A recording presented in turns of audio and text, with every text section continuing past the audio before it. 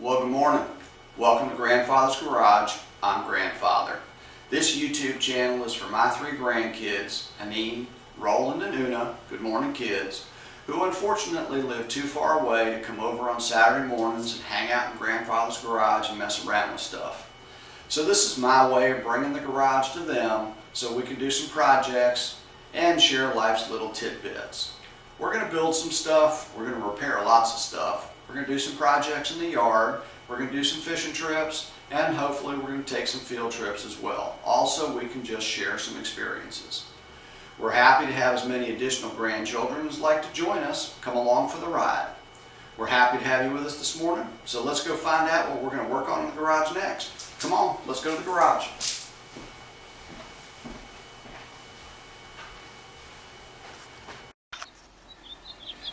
Good morning. This is our pool and heater configuration where everything kind of runs the pool and keeps the pool warm and all that kind of good stuff. And we have two projects in here that we're going to get accomplished. The first one is this bad boy. And this is the valve that allows you to redirect how the water runs through the filter system and the backwash and all of that kind of stuff. And this valve is evidently, it's got a spring in it, and I'll show you that when we get the other piece out here. But I don't think the spring is holding, and as the pressure from the pump builds up in there, it allows it to let DE from the filter into the pool, and also overflows out of the backwash here so that it builds up pressure. So we're going to replace this top part. I'm going to unscrew these screws. This whole piece comes up. There's a whole piece that sits into it, and hopefully the spring on that piece has got enough spring to it that it keeps the pressure down and we don't get all that backwash and don't get DE in the pool and that kind of stuff. So that is project number one. And project number two, which is going to take a little bit more effort, is if you look at this, you can see that this right-hand corner drops off fairly dramatically. And you can even see that in the last year, I added some boards underneath to keep the heater level. And what happens is this heater generates condensation. Condensation drips, it's dripped into the ground, and over the years has pushed that piling down because it's a very heavy heater. So it has sunk that corner, and we're going to jack up that whole corner, put a new footer underneath it, and then re-level the pool, the heater for the pool. So those are the two projects, and we'll walk you through both of those as we get them done. And looks like my assistant just showed up. Togo? Hey, Togo. Say hi. Say hi, Roland. Anyway. Okay, so we'll come back to those projects in a minute. This is the piece that fits in, and you can see right there in the middle is the spring, and this has a couple of things on it. There is a gasket on the inside here. That's a rubber gasket. This one was replaced fairly frequently, and then there's a rubber gasket here up on the outside, and as we set the new pump into there, we're going to be using this, which is just kind of a gasket sealer. It stays flexible, keeps the water tight, so good stuff. And we'll use a little bit of that, put it on the finger and put it around all the surfaces. And then we're going to set the new pump piece, not pump, but valve piece in there and bolt it down, and hopefully that should do it. Alright, step one. This is the new cover for the valve. It's been inserted, screwed down, and of course we use the lubricant all the way around on all the gaskets.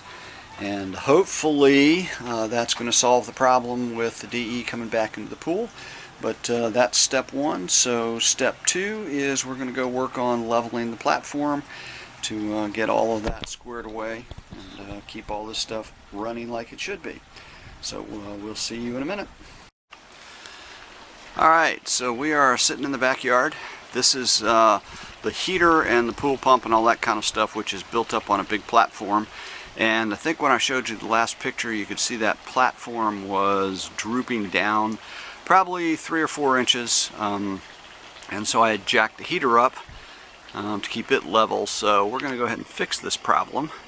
And what I've done to start with is we have 2 4x4s under there and a bottle jack, and that's gotten us up to a level point so we can kind of determine, actually I've got to go up a little bit more, but I wanted to figure out where the problem was. And what's happened is there's been so much water down here dripping off that the treated timber that was in the ground has actually rotted away, which is why it was sinking.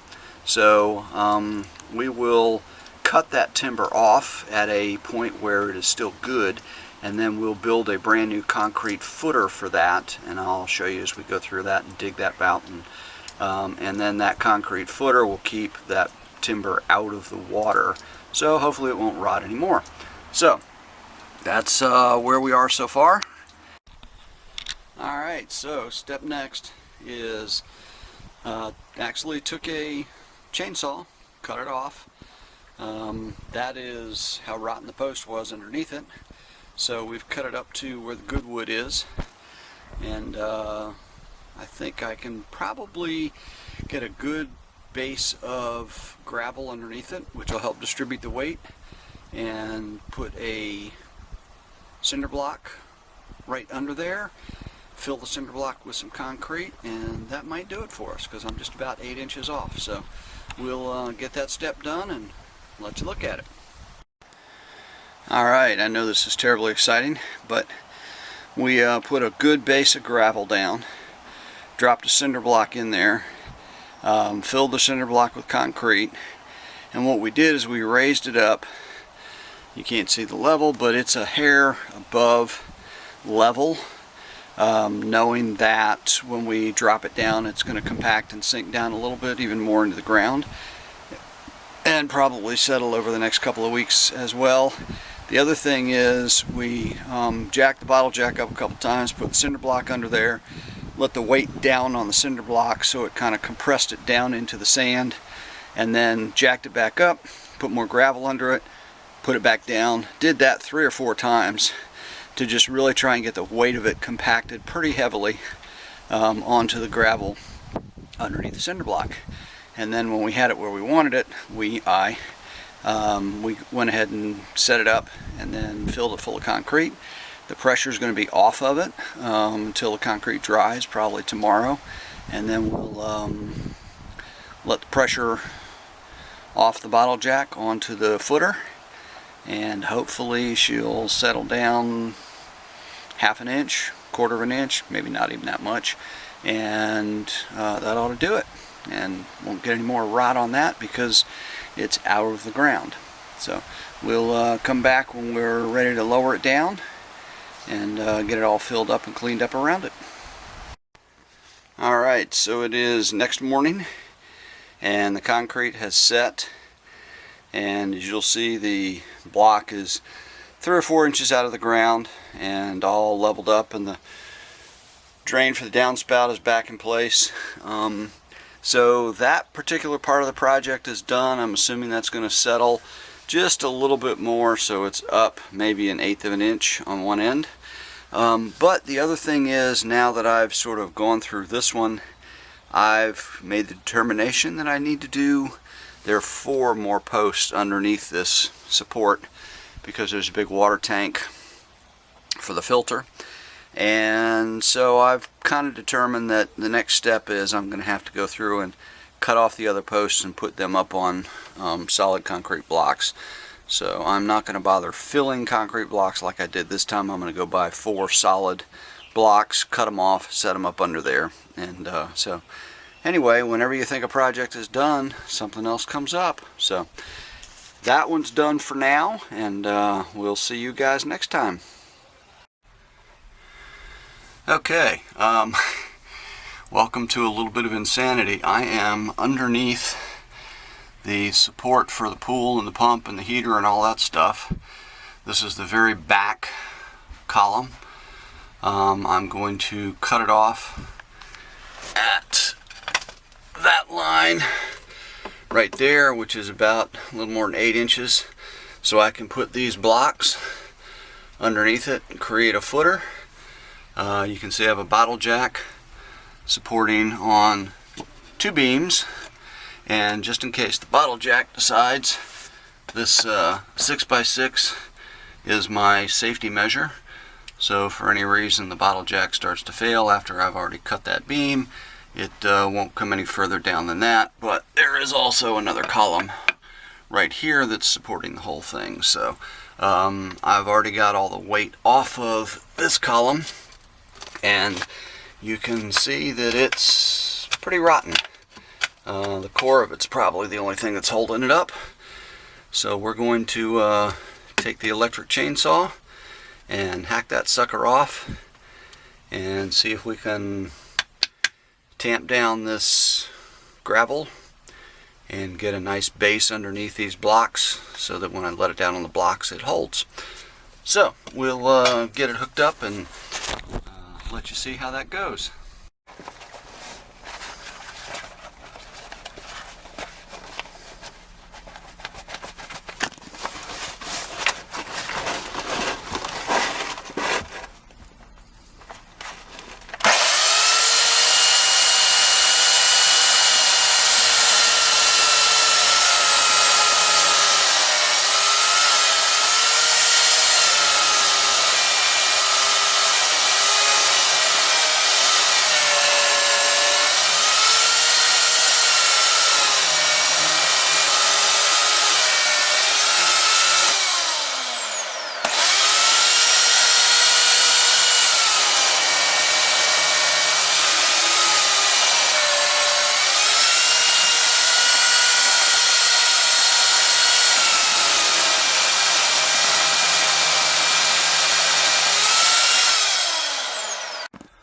Alright, we're back.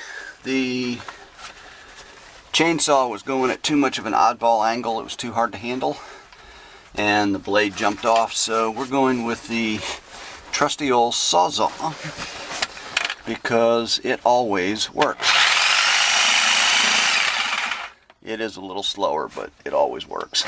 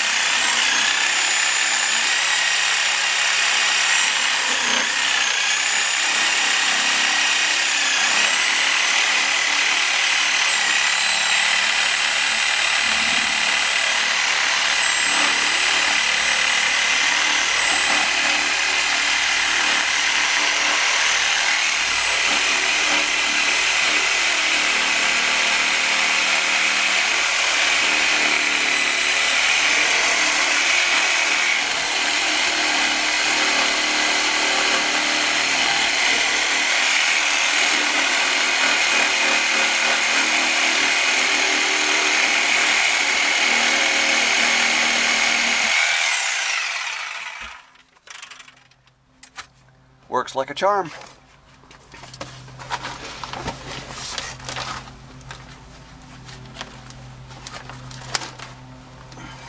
Alright, that's cut through. Didn't fall on my head, which is good news. So we will dig this out a little bit and pull that piece out, and I'll come back in a minute. Alright, just to give you a quick update. 2 out of the 4 are done. Those are the back 2, which are going to be the hardest 2. So I'm glad those bad boys are out of the way. But just to give you some perspective, that's how rotten the very back corner post was. So that definitely needed to be fixed and replaced. And then, sorry, I got to climb around a little bit. Just to give you an idea, this was the support post that I had put in sort of afterwards, knowing that I was going to have the water tank sitting on top of it. And you can see that that one was in wonderful condition and had a big old piece of concrete on the base of it, and it was dug about 3 feet into the ground. So that was a real pain in the tail. digging that out and hauling it out from under there. So we're just having a ton of fun today. But anyway, we're moving along, and I've got the last two. This one's jacked up, ready to cut, marked. So I'm getting ready to cut that one, and then I will do this other last front one there. And we'll give you an update in a minute. Alright, so this is the completed job. Everything's up on footers. Gravel's all kind of graded out. Drainage is back in place so it can drain, go out down through the hole. So that is all of that. And pretty happy with it, but boy, was it a pain in the tail. And just don't know how much of that you can see, but it was a dirty job, and I crawled under there and kind of got dirty doing it. So anyway, that's the end of this job. We hope to see you guys soon, and I can't tell where the camera's going because I've got it at the end of my arm, but anyway, see you guys soon, and we'll show you the next video.